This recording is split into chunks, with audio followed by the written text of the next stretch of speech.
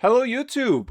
I've decided to start doing some Riftbound content. I've been playing this game for a minute, and I want to talk about the main deck that I have been playing in the Spiritforged format. In set 1, I was mainly a Teemo Duelist, did well enough with that locally, um, but I have landed on Lucian this set, um, and I really, really like this deck. I think it's honestly really well positioned.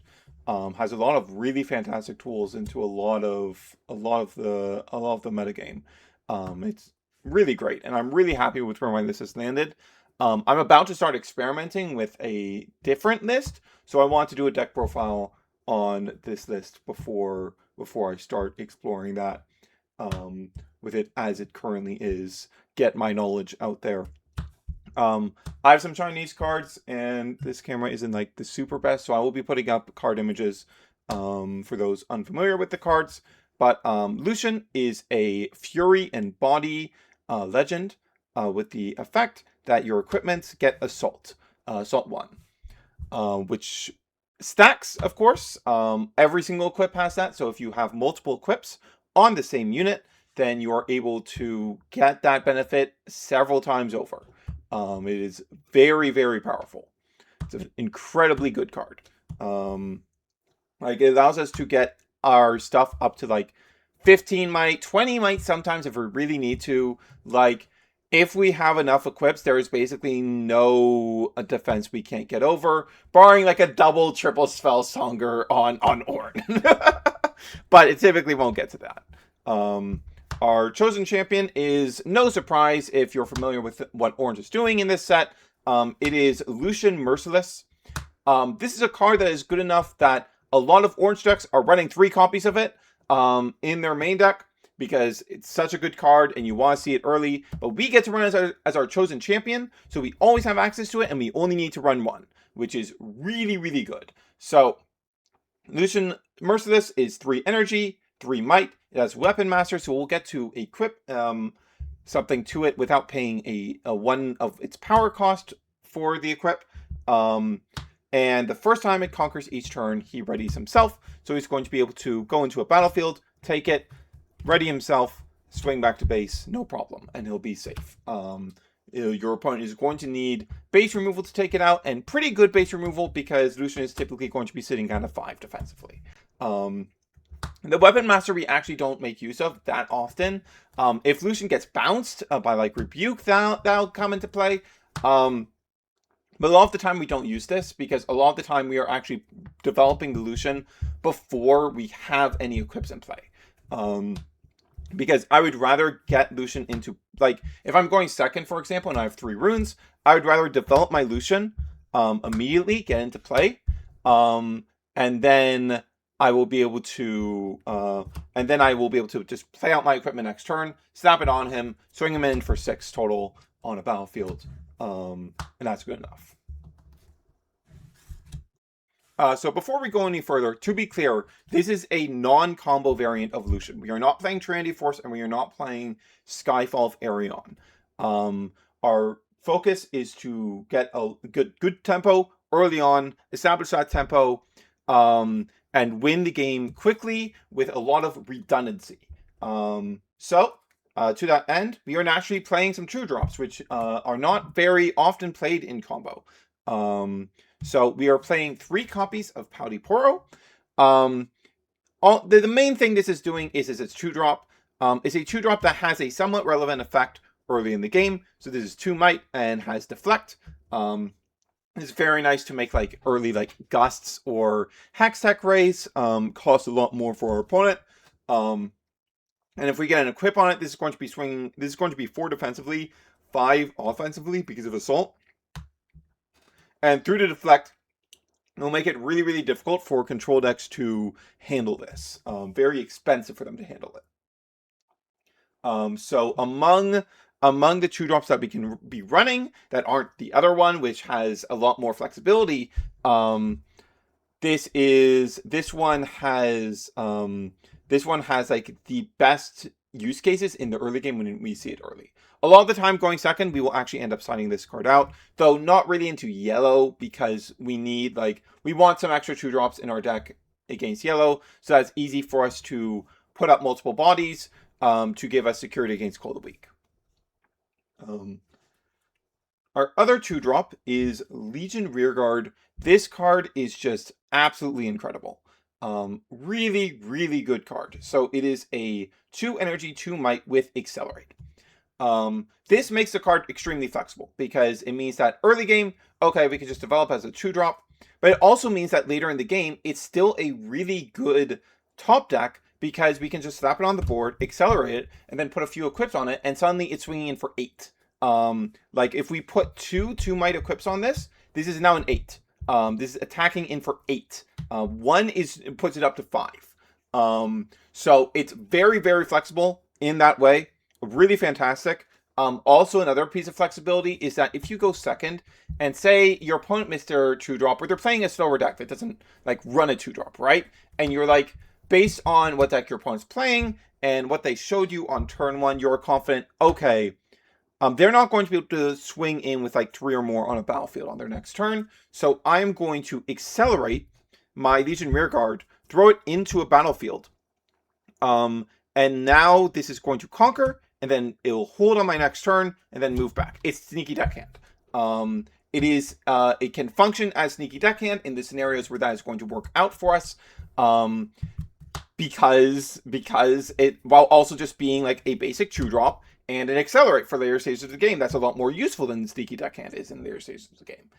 It's really, really fantastic. Love this card. All right, next up, we have 3 copies of First Mate. This card is pretty great. It's a 3 energy, 3 might. When you play me, ready another unit. So the main uses of this, of course, are we send in Lucian, Lucian conquers, Lucian readies himself, Lucian swings back, and then we're able to go First Mate, ready Lucian again, and Lucian can go into the other battlefield, right? Going first, we can also like wait to deploy our Lucian until turn 3 sometimes. In that situation, we can go develop Lucian and then play First Mate, ready Lucian. And it also like is pretty great to be able to go, okay, our units that aren't Lucian, we're going to be able to ready with this, bring it back to base, and this is still a body that we're able to put equips on to whittle away at a big battlefield, as is sometimes required. 3 copies of Kaisa Survivor. This is the most expensive card in the deck, and unfortunately, it's not really optional. There are cards that you can get that can fill some of the roles, but like this is the only thing that fills all of the roles, and those roles are really important. Like this deck has very little in the way of draw power, so it's very, very important for us. For those unfamiliar, Kaisa Survivor is 4 energy, 4 might. It has the accelerate keyword, which means we can pay an extra energy and a red power to have it come into play ready. And then when it conquers a battlefield, you draw a card. All of these are very sought after properties for us. We spend a lot of power on our equipping, so a quality unit that doesn't cost any power is very useful to us. Accelerates are also very useful to us because they allow us to immediately threaten battlefields with our lots of might given to us by our equips and our assault. And we have very little draw power available to us, so the draw that Kaisa gives us is very integral. I think if you were to put something else in this slot, I think Red Rek'Sai probably makes the most sense, because Red Rek'Sai has Assault 1, so it is effectively a 4. It has Accelerate itself. It has a little fun thing you can do where you can play out Rek'Sai on going second turn 1 or on your turn 2. And then on your next turn, you're going to be able to accelerate Lucian when you play it out of the champion zone, which is pretty cool. And it's when you play it without the accelerate, it doesn't cost any power, just like Kaisa. However, it lacks a draw power, which is really, really hurts.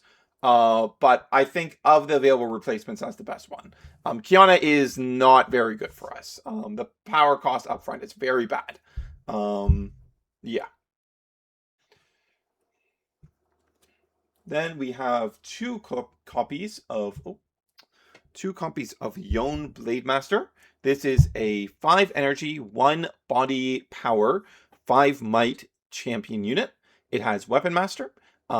Given this comes down later in the game, this Weapon Master we are actually far more likely to actually end up using. It does come up quite a bit when we play this.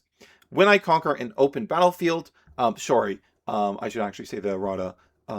When I conquer an uncontrolled battlefield, deal damage equal to my might to an enemy unit in a base. So getting this effect off is actually not the important part of Yone. What's actually important about Yone is the mind games. Because you develop Yone in your base. And you are immediately putting your opponent in a spot where, like, okay, I have to keep stuff committed to both battlefields. Because if I don't, they get to kill my stuff in base. Just for free. But by doing that, they are giving you units in the battlefields for you to kill. Which is really, really fantastic. Because we almost always win combat in battlefields. As long as there aren't some tricks going along. Oh, right. I totally forgot about that. Another one of the best properties of First Mate is that First Mate means we beat Fight or Flight. Our opponent Fight or Flights us, and we can just go, okay, I'm just going to play out First Mate, ready my unit, and go in again. Having a unit that we can play out, that gets so versatile. It's so versatile, but being able to beat Fight or Flight is a really big deal. Yeah, barring like some purple tricks, which we have tools to deal with, like First Mate, we are almost always winning combats. So we are going to be able to take out those two units of theirs, barring like a rearers row. And there are some ways we can force Yone to activate even through that. Like on occasion, my opponent has like put out like just a 2 might 2-drop. So I would go like accelerate Legion Rearguard, crash into it. The battlefield is now empty, but it has not been conquered. So I can now swing in with Yone and get the Yone effect. There's also some stuff we can do with our signature spell, Relentless Pursuit, which allows us to move a unit. So if our opponent moves into an empty battlefield, we can use this Relentless Pursuit to move Yone into that battlefield with the unit they just moved into. If we then win that combat, we will have conquered an uncontrolled battlefield, because at no point did it become controlled. So it fulfills Yone's condition, and Yone will now, in addition to killing whatever our opponent sent into that battlefield, also be able to deal its minus damage to a unit in the base, which is extremely strong. It is a line you have to be careful with when you go for it, because if this backfires on you, if your opponent is able to win that combat, you are going to be in a terrible position. But anytime you actually get to pull this off, it's really strong. It's really, really incredible. All right, let's put this back in here. All right, and then we have 3 copies of Ruin Runner. This is 6 energy, no power cost, 5 might. It cannot be chosen by enemy spells or abilities. Hexproof is really strong. Hexproof is really strong. One of our best tools against purple is the fact that we have this card that just doesn't care. They can't fight or flight it. They can't rebuke it. They can't switcheroo it. They can't do anything to it. And we're able to stack up a bunch of equips on this. So this is swing for like 11. Like that's just a basic like 2 equips on it that give +2 might each. They both have assault 1. This is swinging in for 11. And that can be really difficult for them to deal with. This is another reason why First Mate is really important. Ruin Runner is often, for most of the game, it is more of an offensive tool. It is a tool that we attack in with because we know that basically all of our opponent's interaction during our turn is not going to be able to work against Ruin Runner, and we'll just be able to win that combat for free. But leaving it in that battlefield is risky because it is fairly easy for Ruin Runner to die via combat. Even if we have a couple equips on him, that's only 9. That's still like dies to a Watcher, for example. There's a lot of stuff that can run over that. So using stuff like First Mate or our signature spell to be able to get it back to our base is very important. And knowing when to swing in with your Ruin Runners and how to play them carefully to ensure that you are keeping them in play and being a nuisance for as long as possible is really, really important. Moving on to the spells, we have 3 copies of Sabotage.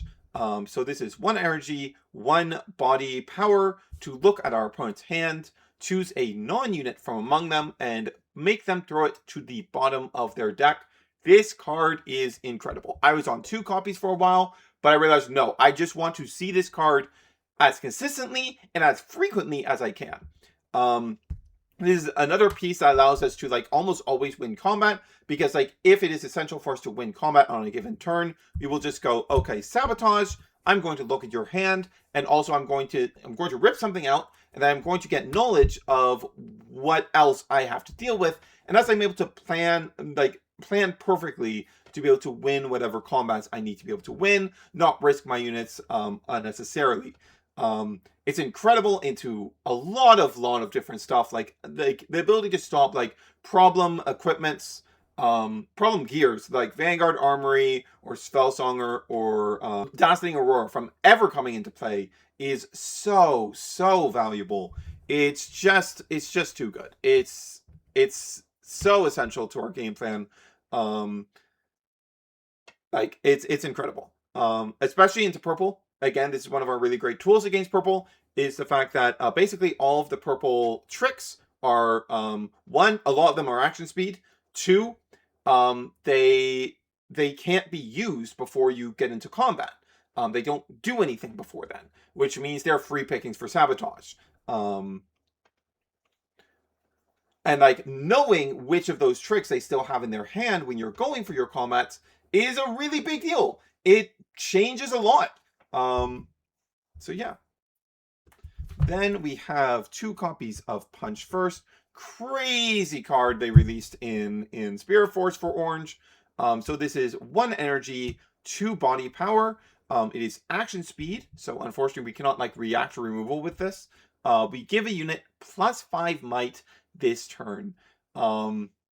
Sometimes we will have to go for holds, and Punch First makes us holding extremely scary. Like if we have like a Rune Runner with let's say this has 2 equips on it, so it's a 9. This is now threatening to go to 14. Punch First is also a lot of why we're able to get over the big holds of like a bunch of units that Miracle decks like to put out, especially Miracle Draven. It's just very versatile. There are some matchups where we take it out where it's not very useful, like Victor especially comes to mind, because like a lot of the time we can just beat over the Victor stuff without the help of Punch First, and the removal spells are going to be how they're getting in later, so like getting in against our hold attempts, so Punch First is not super helpful there either. So there are matchups like that where we end up siding it out.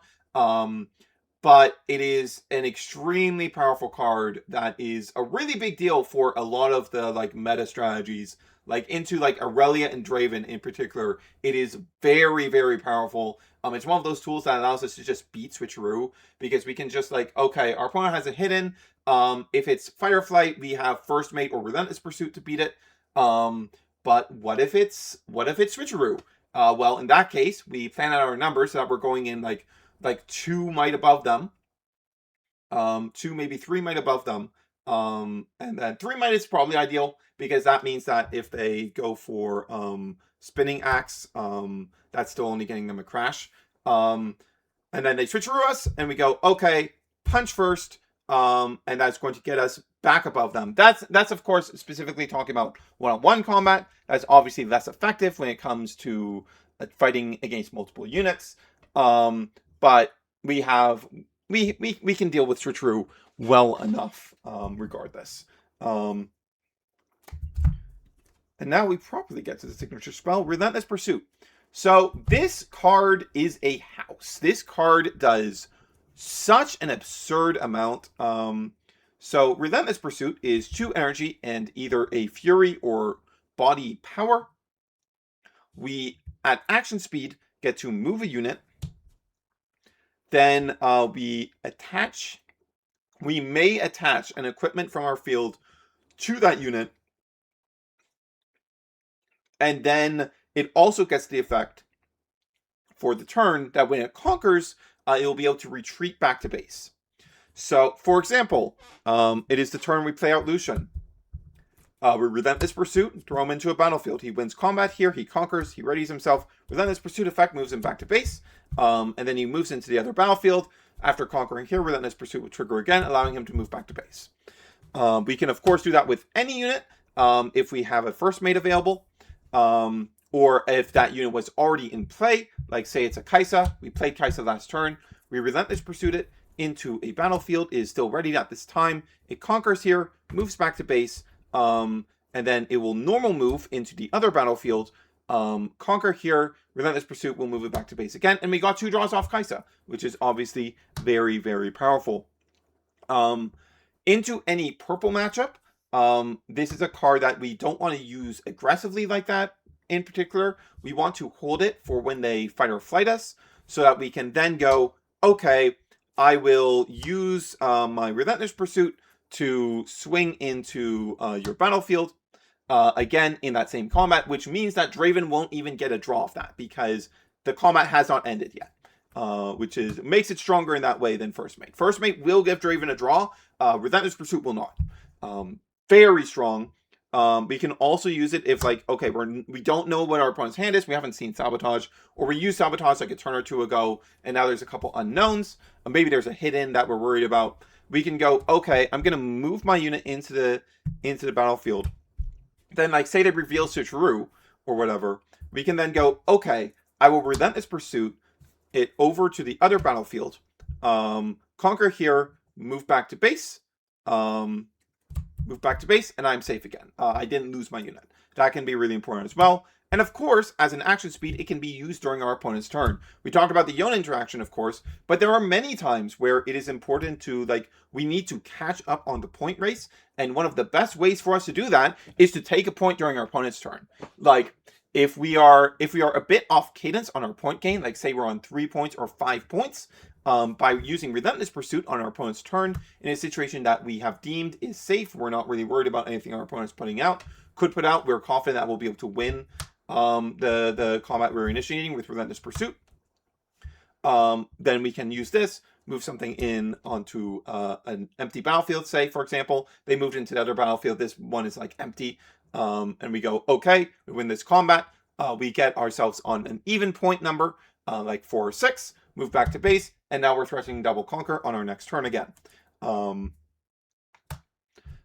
Yeah, lots and lots of applications. You have to be very careful when using it on your opponent's turn like that, because if you lose that combat, you will often just lose the game on the spot. It is incredibly risky, and you have to be very careful about when you deploy it in that way, because if you misjudge, you will probably lose the game off that single interaction. Like, you have invested too much into that. Green is another matchup where this is very useful into, because this is another card that you can, in addition to punch first, like, since your stuff is always in base, Green's main way of removing stuff in base is cards like Charm and Blitzcrank, that allow them to bring your unit into their battlefield. Now, this is pretty risky for them to do, because the way those cards work is it means that we will be the attacker, which means all of our assault bonuses will be online. But beyond even that, we also have punch first. If we've left even 1 up, we are threatening the ability to punch first them. And they can't defy or not so fast this. They can only negate it with Wind Wall or Mystic Reversal. So it's a very risky prospect for them to go for that if we have even 1 up. But also, another thing we can threaten is Relentless Pursuit. If they do that, we can, if we've held up 2 for Relentless Pursuit, we could go, okay, I will Relentless Pursuit my unit over to another battlefield. Say that's a weaker spot, they haven't conquered there or something. And go, okay, conquer here, get a point, move back to base. Or I can just move directly back to base if I just want to keep my unit safe, right?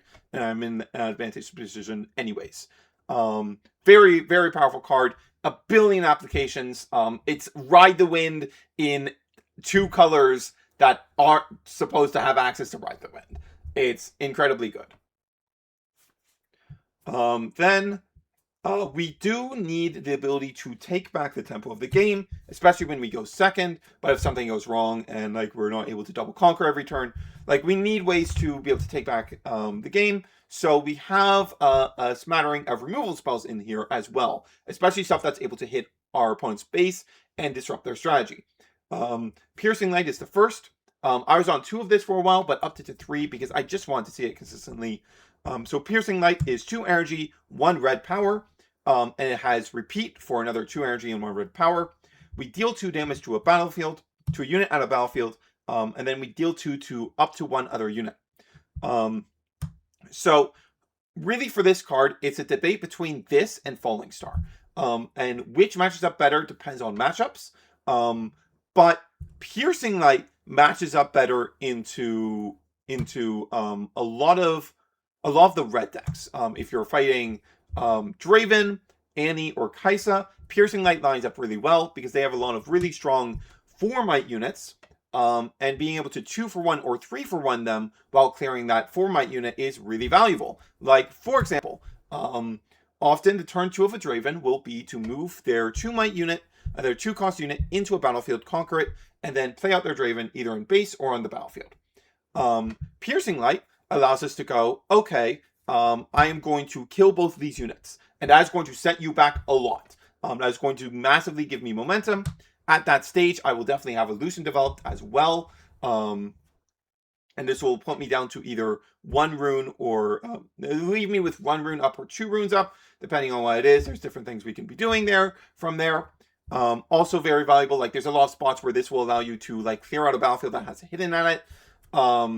It's very good at clearing out overzealous fans, for example, because like you can go like if they have like an overzealous fan at both battlefields plus like a Noxus hopeful at one of them, Piercing Light can clear all 3 of those. Very powerful. Like it does so much. Into Kaisas, it's really good at clearing the Kaisas. Same for Annie, of course.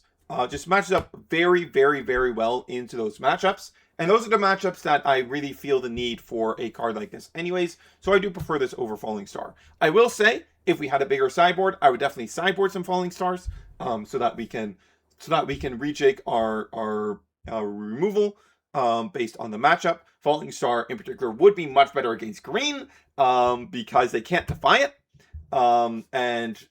Repeat does not change the base cost, which is what Defy references. So Piercing Light can't get defied. Be very careful about that.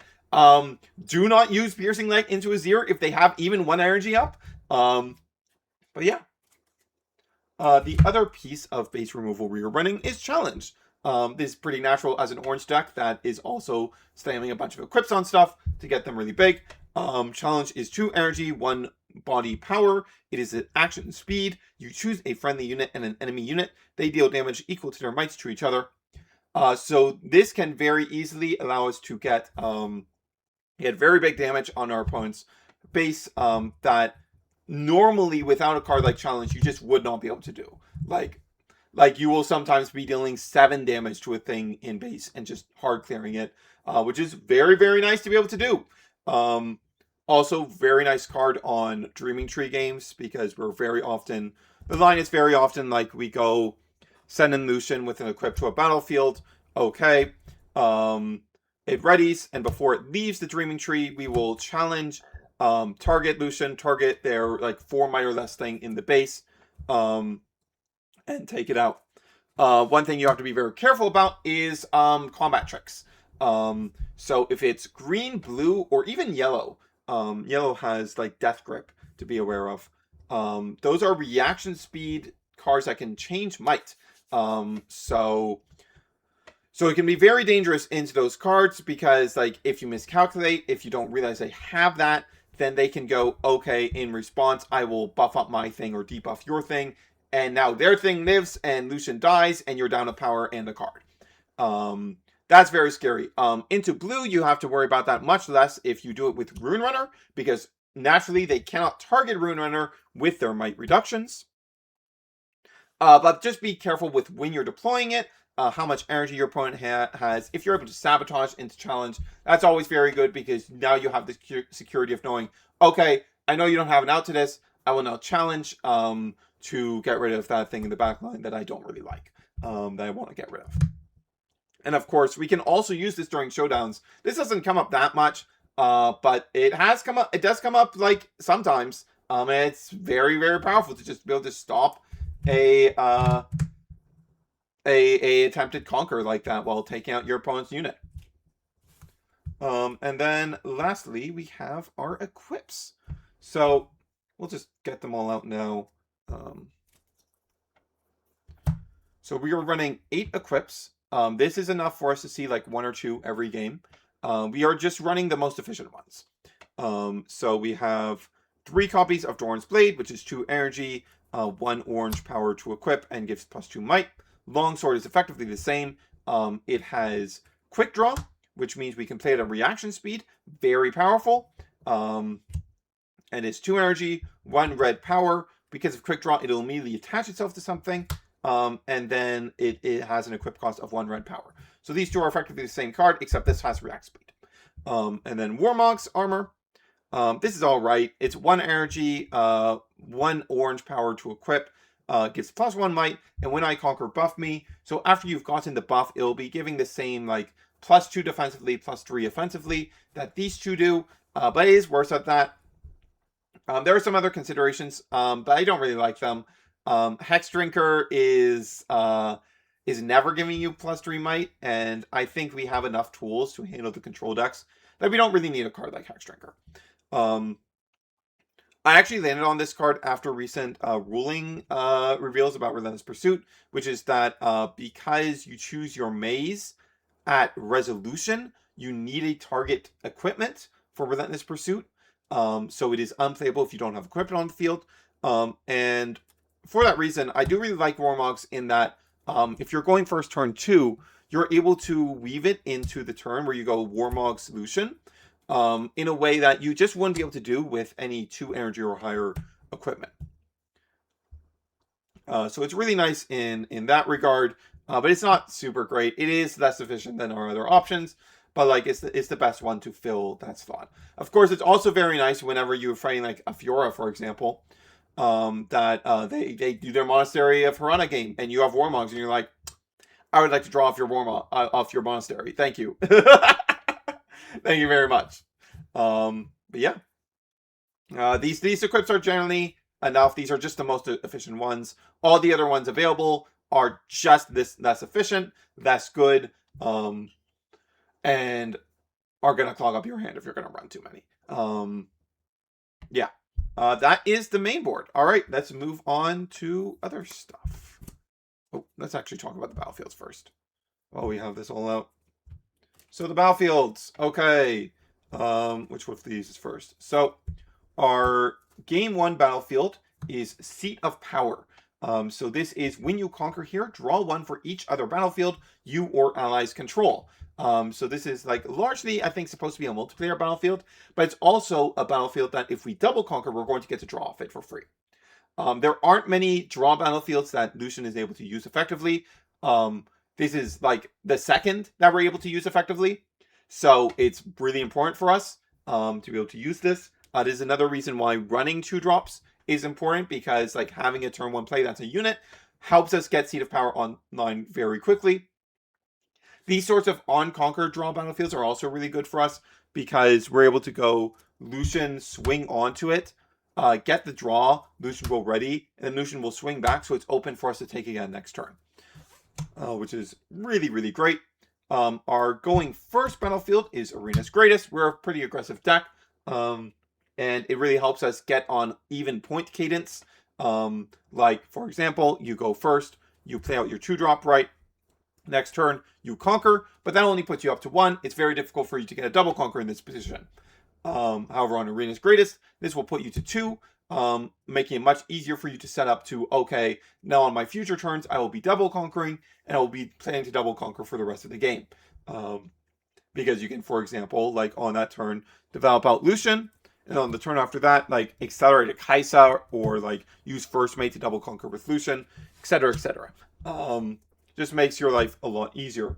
So that's a really fantastic going first battlefield.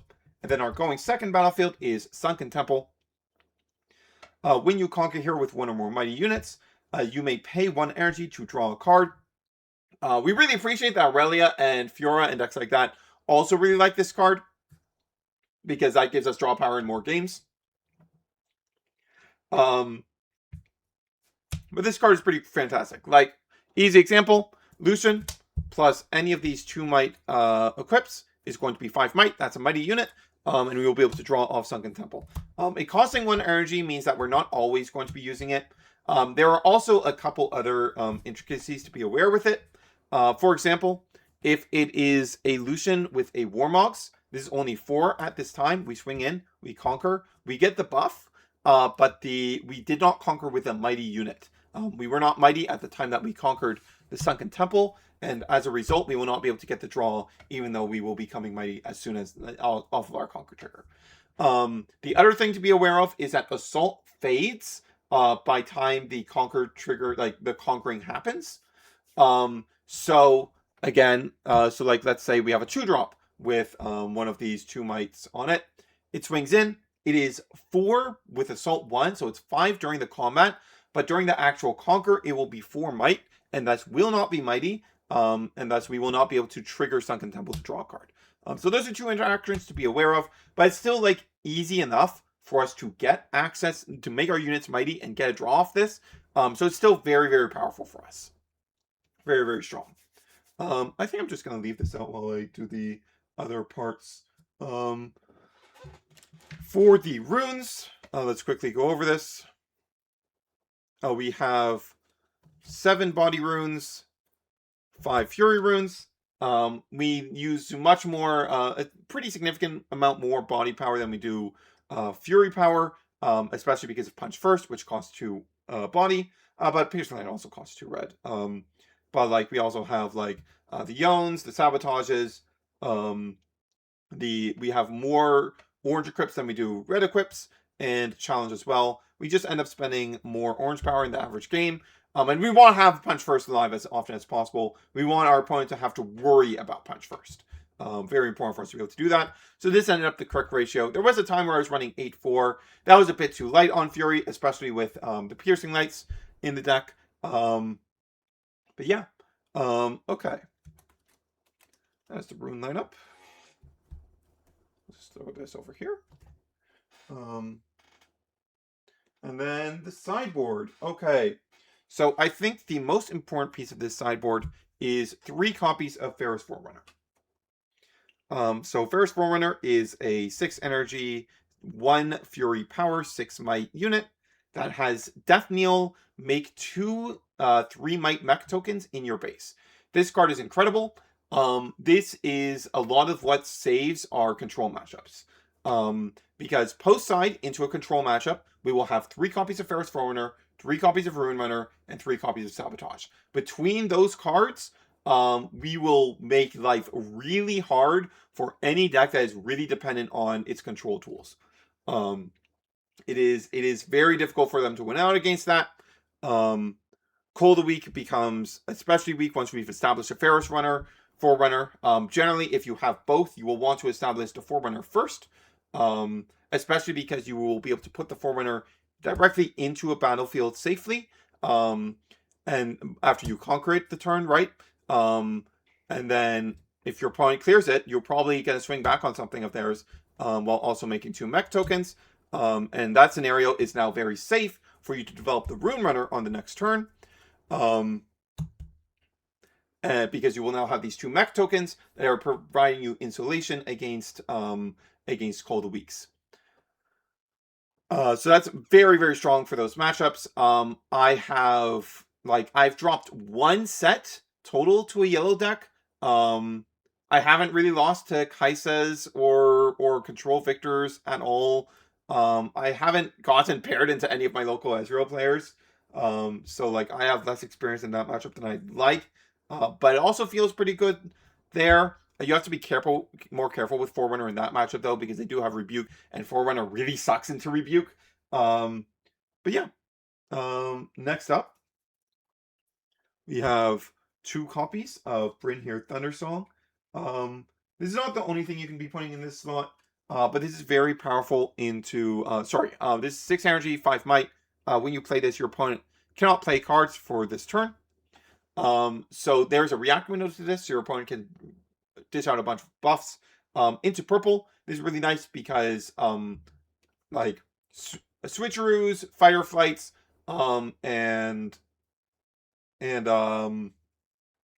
and Rebukes are all like useless into Bryn here. The Bryn here turn like just completely turns those off. Into Aurelia, it forces your opponent to show all their interaction. Especially if you can deploy this like a turn where you're not under threat of dying if you don't conquer this turn. It'll like force your opponent to retreat out or spend all their buffs early, and it just puts them in a really rough position. Those are the main two matchups you're going to be using this in. It can be nice into green matchups in general to force to turn off their negates for the turn, so you can safely do stuff like Relentless Pursuit or Punch First or Challenge or whatever. But those are the main ones that's coming in for. We've got 2 copies of Auction. Auction is 4 energy. For might, it has Weapon Master, and as an additional cost when we play him, we can pay 2 body power. If we do, we get to target one of our opponent's gears and take it until Auction dies, and if it was an equipment, we attach it onto Auction. This is mainly coming into green matchups. Guardian Angel is a very powerful card, and we want to be able to just disable the Guardian Angel. Guardian Angel is just incredibly good for Auction to steal, because by the nature of Guardian Angel, when they kill the Auction, it'll burn the Guardian Angel, your body will survive, and they're never getting their Guardian Angel back. You can also do some cool stuff with Weapon Master, where we use a Weapon Master effect to move the equip that Auction stole over to them.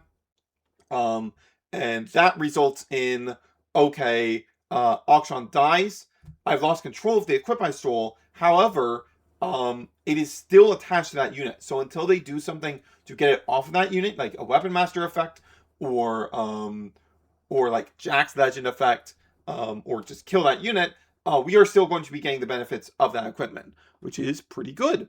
And then our last sideboard card is 1 copy of Punch First. There are just some matchups where it's really important to have 3 of it, really important to like see it as consistently as possible. I mainly think of matchups like Aurelia and Miracle Draven. It's really, really good to see this as frequently as possible and to see it actually consistently. So we have the 3rd inside to help with that. One last card I would like to bring up to consider for your sideboards is Against the Odds. If there's a lot of Miracle Dravens in your area, this card is very good. It is a 2 energy reaction. Give a friendly unit out of battlefield +2 might this turn for each enemy unit there. So when they're doing their big holds with like 3 or 4 units, you can just get +6/+8. And that's very, very good. Allows you to beat over them. I don't think we necessarily actually need this. We have Punch First to help us get over those. And like that's what the 3rd Punch First in here is for, of course. And like Bryn here also helps us like ensure we get through. So I don't think we necessarily need Against the Odds, but if you want to deck out your sideboard more for that matchup, this I think is the best card to be doing that with. And that's going to be it. I hope you guys enjoyed. I have been very successful locally with this deck. We have some very strong players in the area. And despite that, I have gone, I haven't done worse than X1 with the deck locally. I believe I have 5 XO finishes and 3 X1 finishes. So it's it's been very, very successful for me. Beaten several Dravens, beaten of both variants, beaten several Aurelias, beaten several Kaisas. Yeah, I don't think I've dropped to Kaisa yet. So yeah, I hope you guys enjoy. I really like this deck. It really feels like it's a deck that I have answers to everything. There is no matchup that feels particularly bad. I feel like I have the tools to win against any deck. I just need to apply them properly.